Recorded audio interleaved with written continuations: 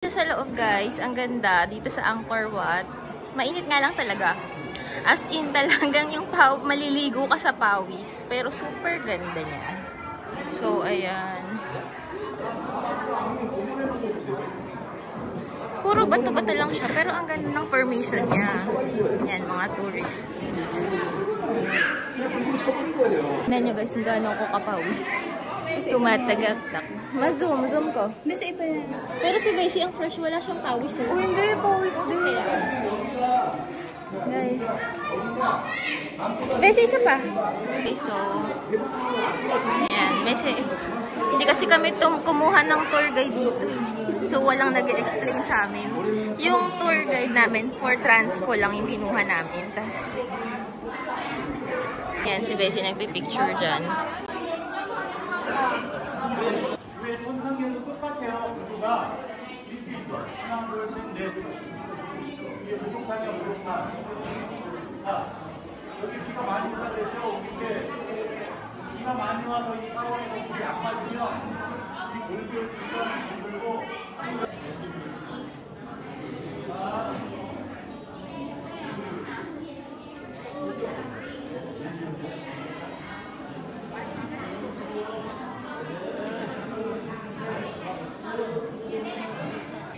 So, ayun guys. Puro ano talaga. Ganyan lang siya. Ayan. Pabalik na rin kami. Hindi ako na masyadong nakapag-video kasi super nakakapagod. Feeling ko mahihimatay ako. Pero ang ganda. Super. Ganda siya. Punta kayo dito. Sa Cambodia. Crazy. Ako nga rin pa-shots na. Ayan. Hindi na demo niya kung paano ko siya pipicturean. Ganyan daw. Ikaw kami ni Bessie. Nakakaligaw pala dito guys. Kailangan namin mahanap yung west entrance. Yeah. And my girlfriend was with me, and she's blonde, not black. Naligaw ba naman? Naligaw kami. Tapos akala namin, isa pang part to. Yun pala, dito pala kami galing kanina. Magkakamuka. Wag na dyan, napuntahan natin yan kanina. Pala dyan kami pumasok. Yun lang. Halabas na ulit kami ni Bessie. Dito na yung daanan pa exit.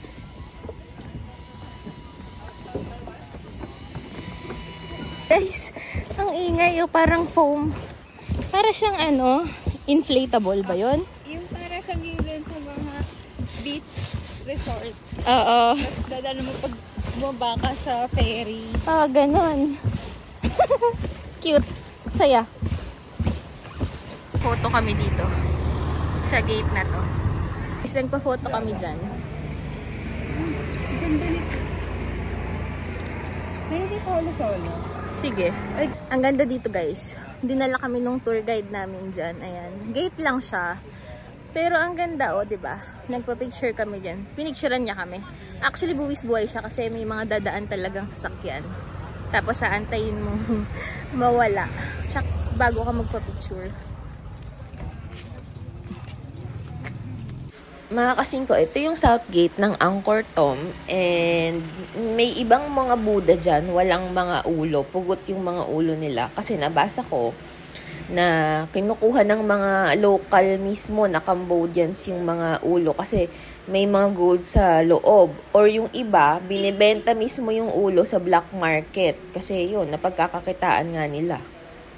Ayan si Bessie, picture pa rin ang picture. So, sobrang nagustuhan namin tong gate na to. Grabe, ang ganda.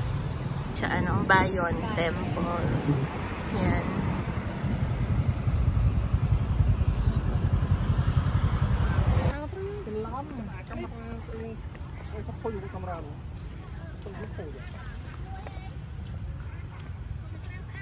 So mga kasingko, dito kami ngayon sa Bayon Temple. And for me, isa to sa mga favorite ko. Tapos itong temple na to, kapag ano yan, nilapitan nyo yan, yung mga stones na yan, may mga muka yan. Sobrang daming muka. And nabasa ko, ito na yung last na temple na ano, na build ng mga ano, ng mga locals diyan. Ito na yung pinaka last na temple.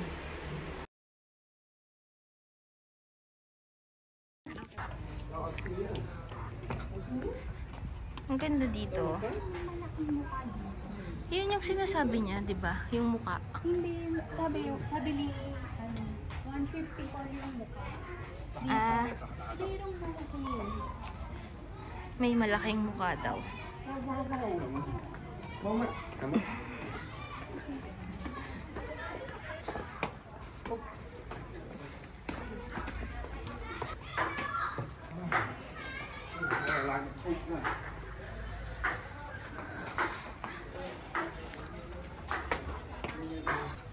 Ay, ganda, guys. Oo nga eh. Sorry na ganun na siya. Doon ka, Bessie. Saan? Pakita mo yung view. Dito ako lalakad.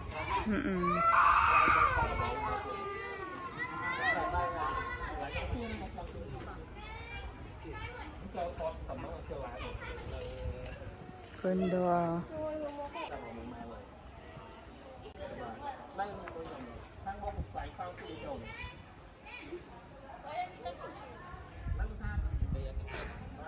Ay. Filipino? Okay. Yeah. Yes.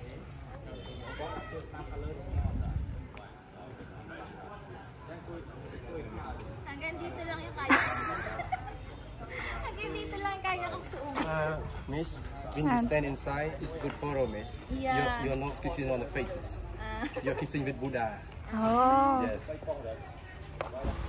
Ditong part mga kasing ko, inano ko. Sinilent ko kasi rinig electric fan ko.